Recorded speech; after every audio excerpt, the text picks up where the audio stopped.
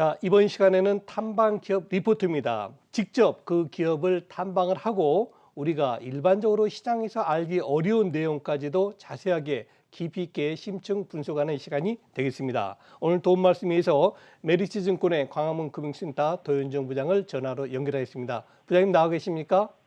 네, 안녕하십니까. 아니, 부장님께서는 그 앞으로 종목에서도 그렇게 종목을 잘 보시더니 이제 직접 기업을 탐방까지 하시네요. 네.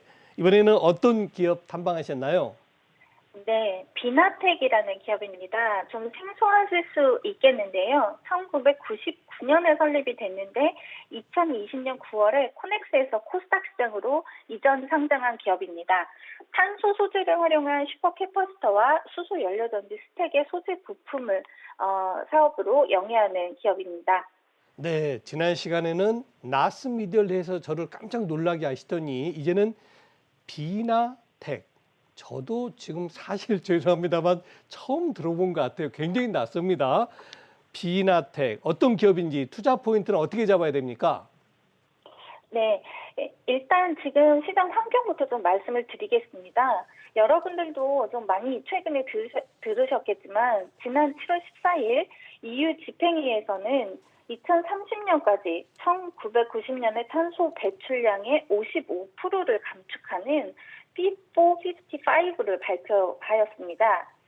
EU의 2030년 재생에너지 발전 비중 목표는 기존의 27%에서 35%로 상향 조정되었는데요. 이 패키지에는 전체 탄소 배출량의 4분의 1을 차지하는 운송 분야에 대해서 규제가 강화되고 있어서 자동차 산업은 친환경차 전환을 기존보다 더욱 빠른 속도로 달성을 해야 하고요. 2035년까지 EU 내에서는 내연기관차 신차 판매를 중단해야 되게 되었습니다.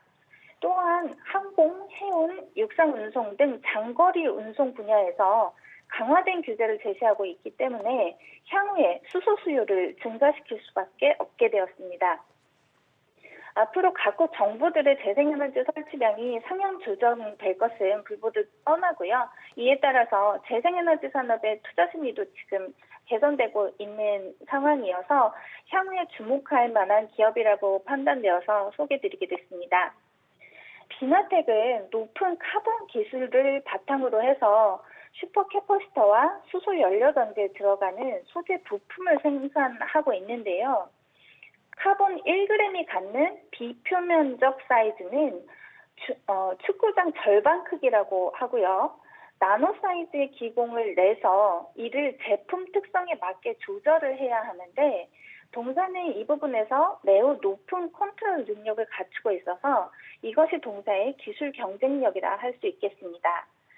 슈퍼캐퍼시터는 빠른 충방전, 긴 수명, 높은 출력의 특성을 갖고 있는데요.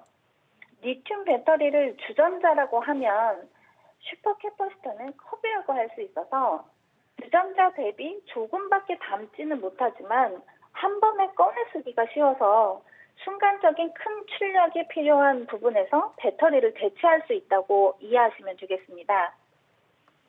비나텍은 중형 슈퍼캐퍼시터 글로벌 점유율 1위로 신재생에너지, 전장부품, 데이터 센터, ESS 보조전원 등 다양한 어플리케이션을 공급을 하고 있습니다.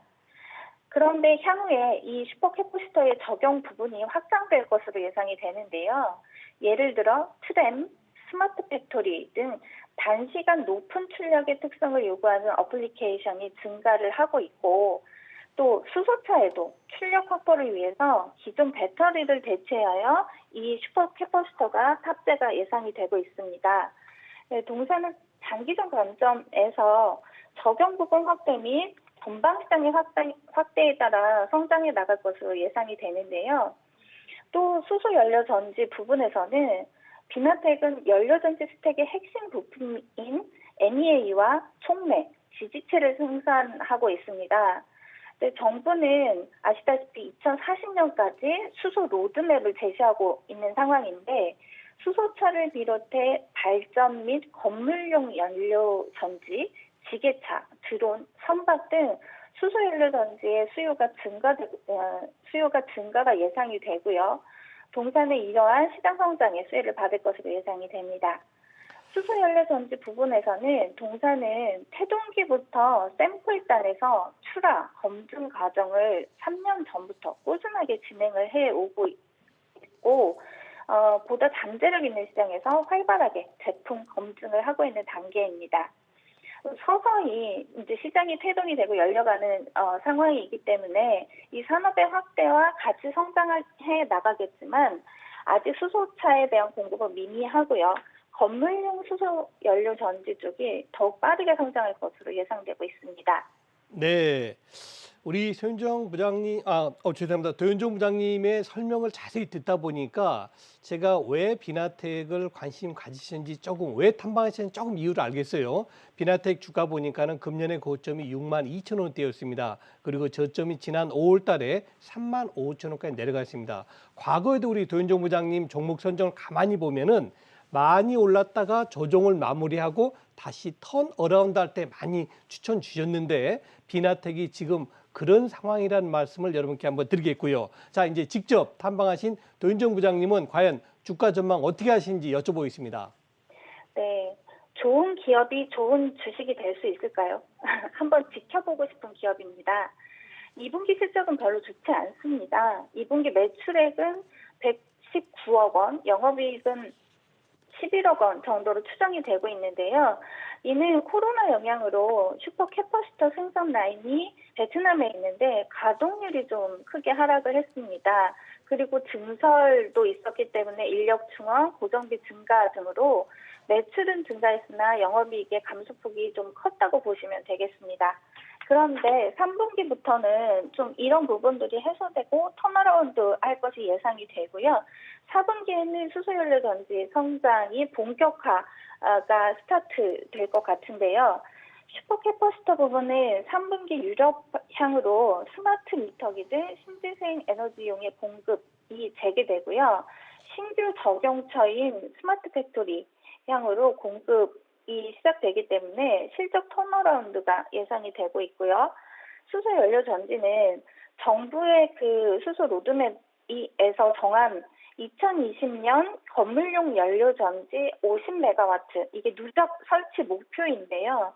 이를 설립하기 위해서는 지금까지 설치된 누적 용량 대비 4배의 설치가 필요합니다. 그렇기 때문에 건물용 연료 그 전지의 수요가 빠르게 증가할 것으로 예상이 되고 있습니다. 이렇게 전방시장의 빠른 확대에 발맞춰서 비나텍은 건물용 연료 전지의 핵심 부품인 MEA의 생산 능력을 2020년 15만 장에서 2021년 2분기에는 30만 장으로 증설을 하였고요. 2020년 12월에는 수소연료 전지 분리판 전문 업체를 인수를 해서 수소 관련 제품 확장과 증설을 추진해 나가고 있습니다. 향후 수소 시장 성장과 같이 성장할 수 있는 기업으로 고퍼에 매수를 해서 저퍼에 매도할 수 있는 종목 중 하나라고 판단하고 있습니다. 네, 감사합니다. 도윤정 부장님.